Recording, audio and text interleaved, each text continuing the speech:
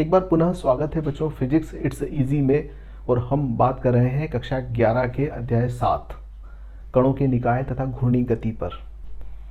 इस वीडियो के अंदर हम बात करने वाले हैं बल आघूर्ण के बारे में। इसके पहले हमारे 3 वीडियोस और बन चुके हैं, यदि आपने नहीं देखे हैं तो डिस्क्रिप्शन में लिंक के द्वारा आप देख सकते हैं। तो आइए बात करते हैं बल आघूर्ण पर। तो जैसा कि हम जानते हैं कि कोई वस्तु विरामावस्था में है और उसे गति अवस्था में लाना है तो हमें उस पर बल लगाना पड़ेगा। तो बल के प्रभाव से वस्तु विरामावस्था से गति अवस्था में आ सकती है। यदि कोई वस्तु विरामावस्था में है और उसे यदि हम घुमाना चाहते हैं इससे तात्पर्य है यदि हम उसमें घूर्णी गति पैदा करना चाहते हैं तो हमें जिस भौतिक राशि की आवश्यकता होती है उसे बल आघूर्ण कहते हैं। एक बार पुनः, यदि कोई वस्तु किसी अक्ष के परितः घूर्णी गति करे तो इसके लिए हमें जिस भौतिक राशि की आवश्यकता होगी उसे हम बल आघूर्ण कहेंगे। अर्थात बल आघूर्ण वह भौतिक राशि है जो किसी वस्तु को विरामावस्था से घूर्णी अवस्था में या घूर्णन गति प्रदान कर सकती है, घूर्णन गति के मान को कम या ज़्यादा कर सकती है, या घूर्णन गति करती हुई वस्तु के घूर्णी वेग को कम कर सकती है, विरामावस्था में ला सकती है। तो ये बल आघूर्ण कहलाता है। अब बल आघूर्ण की परिभाषा क्या होती है? तो बल आघूर्ण की बहुत साधारण सी परिभाषा है कि जब भी बल आघूर्ण लगेगा तो कोई न कोई एक अक्ष होगी जिसके परितः वस्तु घूर्णन गति करेगी। तो एक उदाहरण ले लेते हैं कि माना कि ये एक कोई अनियमित आकार की वस्तु है और इस वस्तु को हम इस अक्ष के परितः घूर्णन गति करवाना चाहते हैं।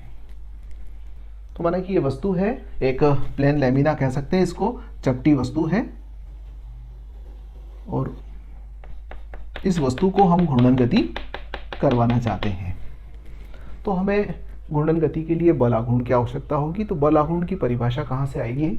वो ये है कि माना कि हमने इस पर एक बल लगाया और इस बल के प्रभाव से हमें बल आघूर्ण की प्राप्ति हुई। तो हमने बल इस प्रकार से इस दिशा के अंदर आरोपित किया।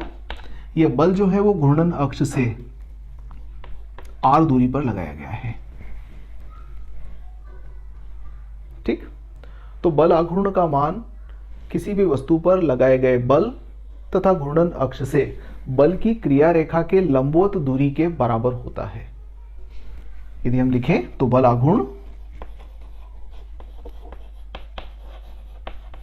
बराबर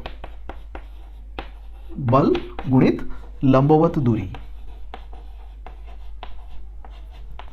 बहुत साधारण से हम ऐसा लिख देते हैं कि बल गुणित लंबवत दूरी ये बल आघूर्ण कहलाती है। बल आघूर्ण को सामान्यतः टाउ से प्रकट करते हैं, तो टाउ बराबर r क्रॉस f ऐसा लिखा जाता है। एक सदिश राशि होने से इसमें r क्रॉस f आता है तो हम r क्रॉस f लिख देते हैं। अब लंबवत दूरी से क्या तात्पर्य है? जैसा कि मैंने कहा कि बल की क्रिया रेखा, अब आप देखिए कि बल की क्रिया रेखा क्या है। ये वाली क्रिया रेखा है इसकी बल की, इस रेखा पर क्रियाशील है हमारा बल, तो ये बल की क्रिया रेखा हुई। अब इसकी घूर्णन अक्ष से लंबवत दूरी क्या होगी? ये वाली होगी, ये वाली दूरी घूर्णन अक्ष से लंबवत दूरी हुई। तो मिलाने वाली रेखा ये हुई और बल इस दिशा में, यानी कि इसको मिलाने वाली रेखा से थीटा कोण बनाते हुए लगाया गया है। तो यदि ये कोण थीटा है तो ये वाला कोण भी थीटा होगा। तो इसका मतलब ये हुआ कि इस अक्ष के परितः इस वस्तु पर लगाया गया बल आघूर्ण जो है वो बल और लंबवत दूरी के गुणनफल के बराबर है। यानी कि हम परिभाषा में देते हैं कि टाउ बराबर d गुणित f। अगर सिर्फ मान की बात करना है, दिशा से हमें यहाँ कोई मतलब नहीं, तो लंबवत दूरी d है, ये बल और ये बल की क्रिया रेखा और ये घूर्णन अक्ष से इसकी लंबवत दूरी हो गई, तो d लंबवत दूरी और बल f हो गया। तो टाउ बराबर d इंटू एफ, ये बल आघूर्ण की परिभाषा हुई। अब आइए अपन इसके इस सदिश रूप को निकाल लेते हैं। तो यहाँ देखिएगा बहुत साधारण से हमें समझ में आ रहा है। इस बिंदु को हम O नाम दे देते हैं, इसको A दे देते हैं, इसको B दे देते हैं। तो त्रिभुज OAB एक समकोण त्रिभुज नजर आ रहा है जिसका ये वाला कोण समकोण है क्योंकि लंबवत दूरी है, तो ये लंब हुआ, तो ये कोण 90 का हुआ। और ये इसके सामने वाली भुजा जो है ये विकर्ण कहलाएगी, ये वाली भुजा आधार कहलाएगी, ये लंब कहलाएगी। तो त्रिभुज इसमें साइन थीटा बराबर लिखा जा सकता है d अपॉन आर, यानी कि d बराबर क्या हो जाएगा, r साइन थीटा। यानी कि इस d को हम किससे रिप्लेस कर देंगे, r साइन थीटा से रिप्लेस कर देंगे, तो हमारा बल आघूर्ण टाउ बराबर हो जाएगा f r साइन थीटा। या फिर इसको हम सदिश गुणनफल से अगर देखें तो बल भी सदिश राशि है, r भी सदिश राशि है, चूंकि विस्थापन है यह, तो ये भी सदिश राशि है, तो दो सदिश राशियों का गुणनफल a क्रॉस b बराबर होता है ab साइन थीटा। तो ये f और r साइन थीटा है, हम इसको सदिश रूप में r क्रॉस f से प्रकट कर सकते हैं। तो ये बल आघूर्ण के लिए बात हो गया कि बल आघूर्ण इतना हमें प्राप्त होगा f बल लगाने पर r दूरी पर। तो ये बल आघूर्ण का व्यंजक आ गया। अब यदि हम इसका सदिश रूप घटकों में वियोजित करके बात करें तो माना कि r जो है इसको व्यक्त कर सकते हैं xi plus yj plus zk से। इसी प्रकार से f को प्रकट करें हम तो इसको लिख देते हैं x अक्ष के अनुदिश घटक xi plus f yj plus f zk। यह विस्थापन का घटक हो गया, ये बल के घटक हो गए।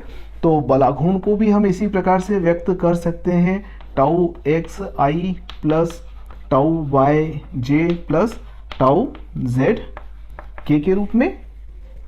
और जब तीनों हम यहाँ रखेंगे तो फिर हम टाउ एक्स टाउ वाई और टाउ जेड को सदिश गुणनफल से प्राप्त कर सकते हैं। सदिश गुणनफल के ऊपर हम लोग काफ़ी डिटेल्ड बात कर चुके हैं। ये हमारा द्विविमीय गति जो है अध्याय, उसके अंतर्गत आप देखिएगा तो वहाँ पर सदिश गुणनफल के बारे में आपको पूरी जानकारी मिल जाएंगी। तो इस प्रकार से हम पाते हैं कि टाउ एक्स का मान होता है Y F Z minus Z F Y के बराबर। इसी प्रकार से टाउ वाई का मान होता है Z F X minus X F Z के बराबर। और टाउ जेड का मान होगा X F Y minus Y F X के बराबर। तो ये सदिश घटकों के अंदर इसको वियोजित कर दिया। बल आघूर्ण के कुछ काफ़ी अच्छे इंटरेस्टिंग एग्जाम्पल्स हैं। जैसे आपने देखा होगा दरवाज़ा खोलने के लिए कब्जे तो एक साइड लगे रहते हैं, दरवाज़ा जिसके ऊपर चलता है, और उसका हैंडल जो है वो दूसरे ओर लगा रहता है। हम हैंडल से दरवाजे को खोलते हैं तो बड़ा आसानी से खुल जाता है। कभी आपने सोचा कि इस हैंडल को हम यहाँ लगा देते तो क्या होता? जब हैंडल को यहाँ लगा देते तो आप देखिए हमें ज़्यादा बल की आवश्यकता होती। क्यों? क्योंकि दरवाजा जो गति करता है वह घूर्णी गति है, उस अक्ष के परितः दरवाजे की गति। कल्पना कीजिए ये दरवाजा है और यहाँ कब्जे लगे हुए हैं, तो जब दरवाजा खुलेगा तो इसकी ये वाली गति घूर्णी गति होगी, और घूर्णी गति के लिए हमें बल आघूर्ण की आवश्यकता होगी। और बल आघूर्ण ज़्यादा कब होगा? या तो बल ज़्यादा हो या फिर लंबवत दूरी ज़्यादा हो। तो बल तो हम लगाने वाले हैं, तो आप देखिए कि लंबवत दूरी जब कब्जे को हम इतना दूर लगाएंगे और ऐसे बल लगाएंगे तो ये लंबवत दूरी हो गई। तो लंबवत दूरी ज़्यादा होने से हमें अधिक बल आघूर्ण की प्राप्ति होगी और दरवाज़ा आसानी से खुल जाएगा। वही कब्जा यदि हम यहाँ पर लगा देते तो लंबवत दूरी कम होती, हमें अधिक बल लगाना पड़ता।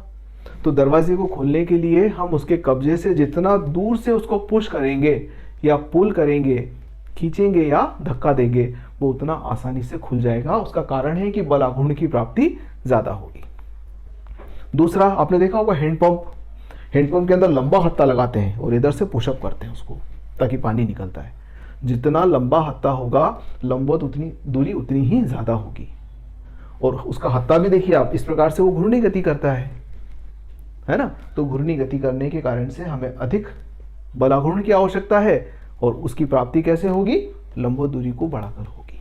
तो इस प्रकार के कई उदाहरण हैं हमारे पास में घूर्णी गति से संबंधित, जिसमें अधिक बल आघूर्ण की प्राप्ति करने के लिए हम लंबवत दूरी को बढ़ा लेते हैं। ठीक, तो ये तो था हमारा बल आघूर्ण के बारे में। अब बल आघूर्ण से संबंधित कुछ एक दो बातें और हम यहाँ कर लेते हैं।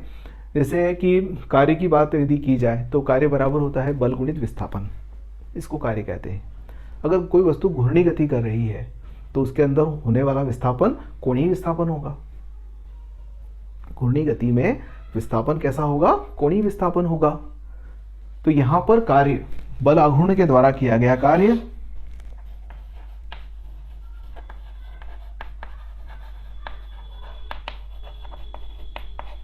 द्वारा संपन्न कार्य, W बराबर क्या हो जाएगा, बल आघूर्ण गुणित कोणीय विस्थापन। ये डॉट प्रोडक्ट है। यदि कोई वस्तु बल आघूर्ण के प्रभाव से थीटा कोण से घूम जाती है तो किया गया कार्य W होगा, और W बराबर हो जाएगा, W के ऊपर और नहीं, सॉरी गलत लगा दिया, तो W बराबर हो जाएगा टाउ डॉट थीटा। ये बल के स्थान पर बल आघूर्ण और कोणीय, खाली विस्थापन की जगह पर कोणीय विस्थापन आ गया। तो ये बल आघूर्ण द्वारा संपन्न कार्य के लिए व्यंजक हुआ। और बल आघूर्ण के संबंध में यदि शक्ति की बात करें तो क्या हो जाएगी, किसी भी वस्तु के कार्य करने की दर को शक्ति कहते हैं। P बराबर dW बटे dt, यानी कि यहां पर यदि हम dW बटे dt करें तो ये हो जाएगा टाउ d थीटा बटे dt।